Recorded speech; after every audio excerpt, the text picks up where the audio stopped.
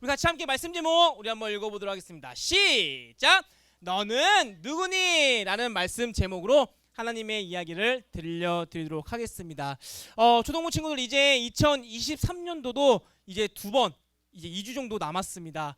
목사님이 12월 첫 주에 우리가 이번 12월 달을 이렇게 보냈으면 좋겠다라고 가르친 적이 있는데 혹시 기억나나요? 이 12월 달을 어떻게 우리가 보내는 것이 잘 보내는 것일까? 기억나는 친구? 3, 2, 1 땡! 없죠? 자, 같이 함께 우리 한번 읽어보겠습니다. 시작! 2023년을 돌아보아야 해요. 이게 무슨 말이냐면 우리 초등부 친구들은 2023년도 새해가 되었을 때 목표를 아마 세웠을 거라고 목사님 생각을 해요. 예를 들어서 나는 올해 한번 책을 10권 정도 한번 읽어보자.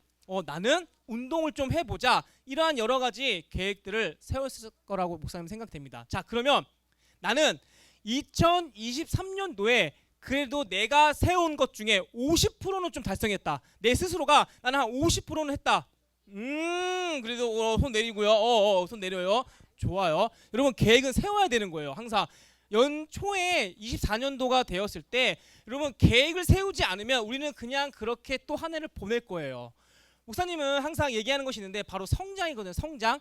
지금보다 훨씬 더 나은 내가 되기 위해서는 좋은 목표, 좋은 계획이 있어야 한다는 것입니다. 그래서 2024년도 우리가 이제 2주 남겼는데 내가 어떠한 목표를 세워야 하나님께서 좋아하시는 목표가 될까? 그 중에 하나가 뭐였냐면 좋은 목표란 바른 자세와 바른 태도로 하나님의 말씀을 듣는 것이라고 했습니다. 이것 말고도 하나님께서 기뻐하시는 좋은 목표 많잖아요. 뭐 나는 24년도에 전도 5명 해보겠다. 나는 말씀 하루에 한 장씩 한번 읽어보겠다. 아니면 하루에 한 장씩 한번 써보겠다. 이렇게 하면 좋을 것 같습니다. 우리 초등부 친구들 24년도 계획 잘 세우셨으면 좋겠어요. 자, 그럼 목사님의 퀴즈 하나 나갈게요. 퀴즈.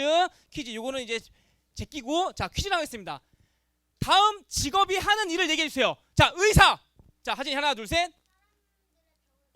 좋아요. 가져가시고요. 바로 가겠습니다. 바로 자 경찰. 자 하나 둘 셋. 조도 잡아요. 자 판사. 자 뒤에 있는 친구 마스크. 하나 둘 셋.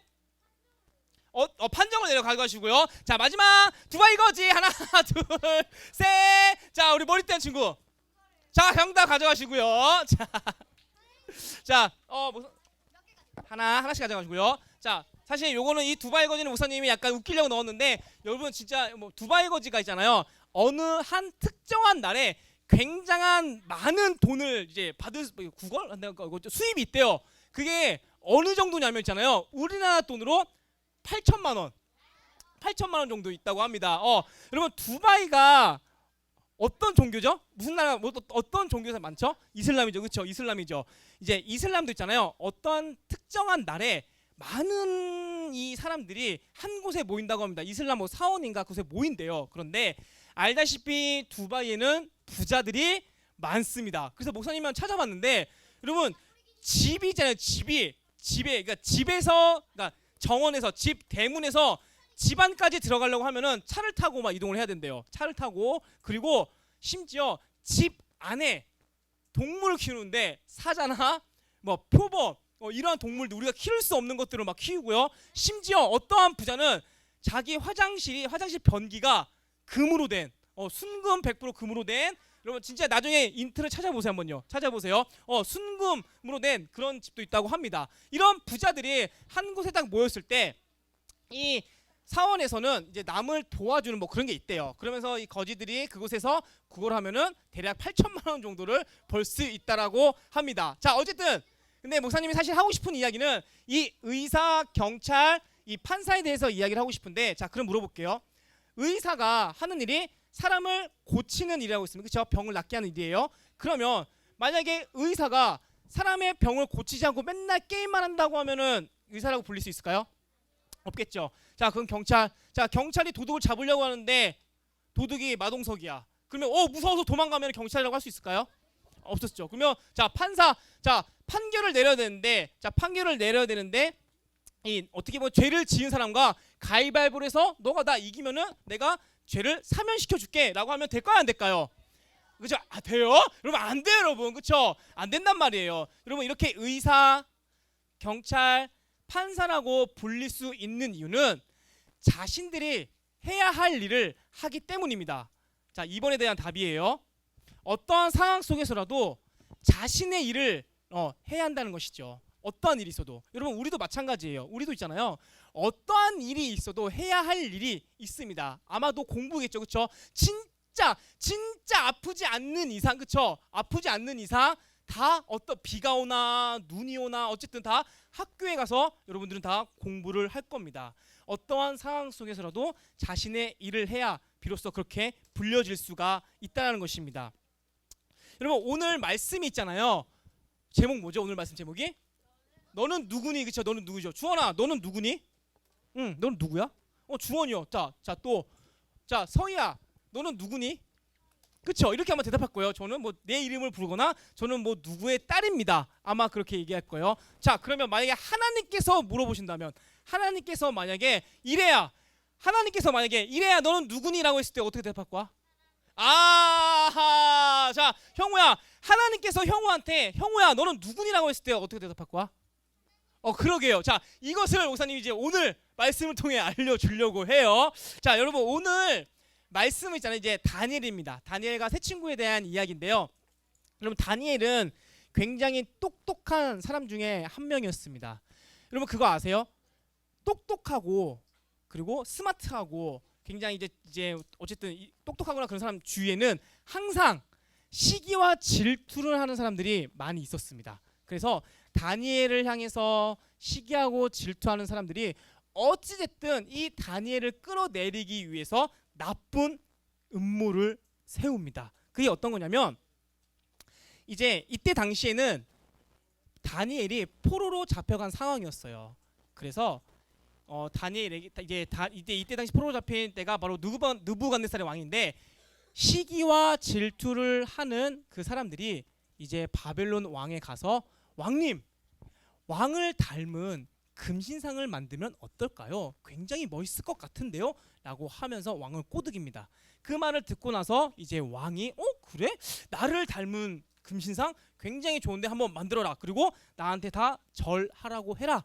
라고 합니다. 자, 그러면 다 목사님이 이제 빨리빨리 지나갈 모든 것을 다 이제 빼먹었는데 다니엘은 그 금신상에 절을 했을까요? 안 했을까요? 그쵸? 안 했기 때문에 여기 성경에 기록되었겠죠. 그쵸? 그래서 목사님은 다니엘은 이 믿음을 지켰다라고 목사님은 얘기하고 싶은데 그러면 우리 한번 생각해 볼까요? 믿음을 지켰다라는 얘기는 반대로 생각하면 믿음을 공격하는 사람이 있다라는 얘기죠. 그쵸? 그렇기 때문에 지켰다라고 표현을 하잖아요. 이것을 조금 더 쉽게 표현하면 있잖아요. 골키퍼를 생각하면 될 것 같아요. 골키퍼. 여러분 축구에 보면은 그쵸? 공격수, 미드필더, 수비수, 골키퍼가 있습니다. 여러분 골키퍼는 뭐 하는 역할이에요? 공을 막아야 되죠. 그렇죠? 상대방의 차는 공을 막아야 됩니다. 만약에 골키퍼가 그 상대방이 차는 그 골을 있잖아요. 막지도 않고 어서 오세요. 편하게 차십시오라고 하면은 골키퍼라고 불릴 수 있을까요?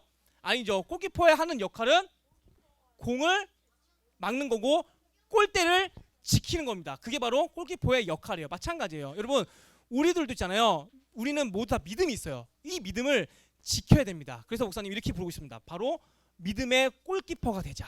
다시 말해서 믿음을 지키는 골키퍼가 되자. 3번에 대한 답이겠죠, 여러분.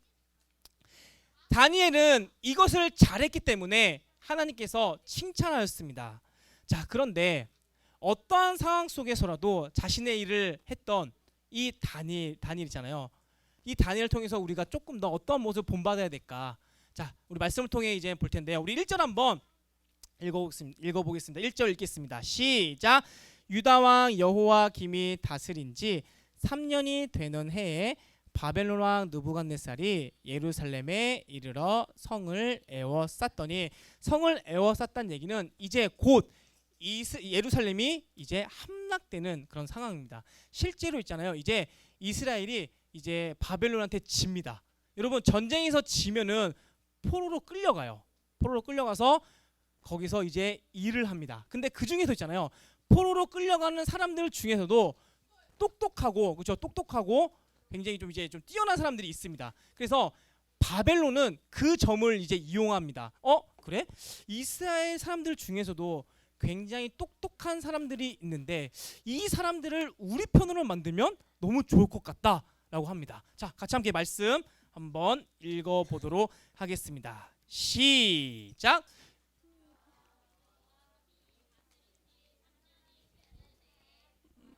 죄송합니다. 말씀이 넘어가는데 이겁니다. 시작. 곧 흠이 없고